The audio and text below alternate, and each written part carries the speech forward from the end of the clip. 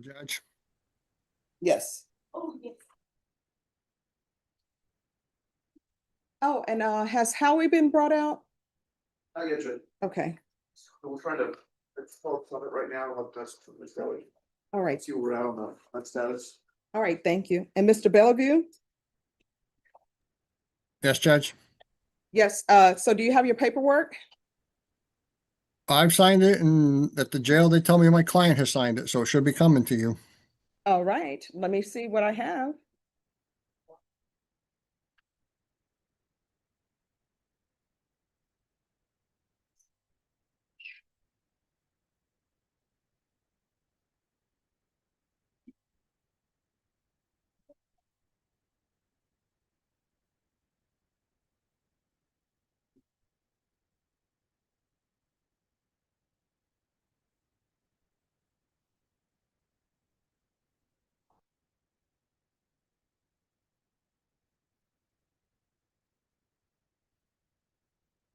Okay, so state, you may want to check with the paperwork because I don't have any paperwork to sign on my end. The only thing I have is a discovery. Okay, You had said, earlier that you sent the paperwork to. all right, Unless you send it to the clerk, I can call Maya. All right. Just got the paperwork right now for next. So it looks like it's my process. all right.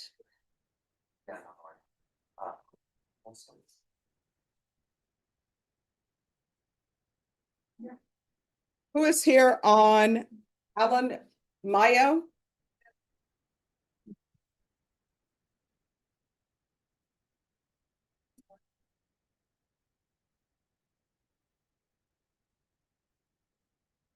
Hello, how you doing? Fine. All right, the court is calling 2023 CR 9481 State versus Alan Paul Mayo. Can I have parties announced? Defendant for the state of Texas, Your Honor. Anita Pettis for the defense. And are you Alan Paul Mayo? Yes, Your Honor. Did you review the document entitled Motion to Revoke Community Supervision with your attorney? Did you understand it? Yes, ma'am. Are you the same Alan Paul Mayo who was placed on community supervision in 2023 CR 9481 for the offense of evading arrest, detention, second or more on May 23rd, 2024 for a term of 2 years? Is that you? Yes, ma'am. All right, state. Yes, Judge, the state is alleging violation of condition number 4 in Bexar County, Texas. The defendant, Alan Paul Mayo, did then and there fail to report to the supervision officer as directed for the months of June and July of 2024 in violation of condition number 4. How do you plead to that? True or not true? True, ma'am. All right. Did you understand by pleading true to violation of condition number 4, the court could find it true, grant the motion, sentence you up to 2 years in the prison and up to a $500 fine? Yes, ma'am. Knowing that, do you still wish to plead true Yes, ma'am. to violation of condition number 4? Yes, ma'am. The court will find violation of condition number 4 true. Is there a proposed agreement? There is, Judge. Yes. That is to continue probationer on probation, but to amend conditions of probation for compliance hearings every 3 months until probationer is back in compliance, and also to amend conditions of probation to include ISP in lieu of gang supervision. All right, so he's been missing since June of 2024. So where have you been? Well, I mean, if you want to answer questions, I'll have you raise your hand to give testimony or either a defense. Yeah, that's fine, Judge. You want to raise your right hand? Yes, Do ma'am. you solemnly swear affirm the testimony you give will be the truth and nothing but the truth, so help you God? Yes, ma'am. All right, you can lower your hand. State your name for the record. Alan Paul Mayo. All right, where have you been? I was in Killeen doing a motel, 4-story motel for Nick and Sam. They owned a bunch of properties in the Wait a minute, hill. I'm sorry, in Killeen for what? Doing a motel property, for Nick and Sam. They own the Hilton Inn, they own American Best. I was working for them, and then my mom got sick. First of all, let me break your story down a little All right. bit. Number one, did you have permission from No, ma'am. probation No, to be ma'am. in Killeen? No, ma'am, I did not. All right, so So, Continue. all right. And then I came back here for the holidays. I had a little money. I spent Thanksgiving, Christmas, with my mama, and then, her birthday was December 29th, and then she died, the 7th. She went to the hospital, ICU, life support. My mama, she worked at the petroleum club 26 years. My sister had to take her off life support. It's been an ordeal.